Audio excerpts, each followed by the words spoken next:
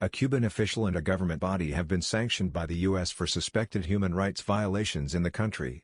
On Thursday, U.S. President Joe Biden's administration sanctioned a Cuban security minister and a Special Forces unit of the Interior Ministry over allegations of cracking down on protesters.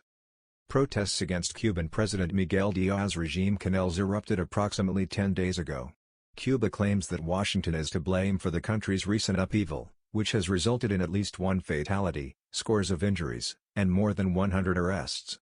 Washington, according to Cuban Foreign Minister Bruno Rodriguez, is employing high-tech digital networks to incite unrest in the small island nation. According to the Treasury Department, the latest U.S. sanctions target a whole Interior Ministry security unit as well as Revolutionary Armed Forces Minister General Alvaro Lopez Miura. "This is just the beginning," Biden stated in a statement, expressing his displeasure with mass detentions and fake trials. The U.S. will continue to sanction individuals who are involved in the oppression of the Cuban people, he stated.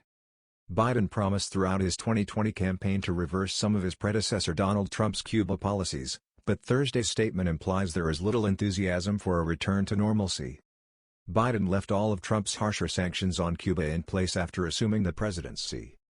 Cuba is in the midst of the coronavirus pandemic's most difficult phase ever.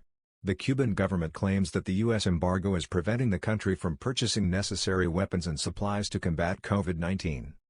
The U.S. blockade of Cuba has been declared illegal by the United Nations General Assembly in a number of resolutions.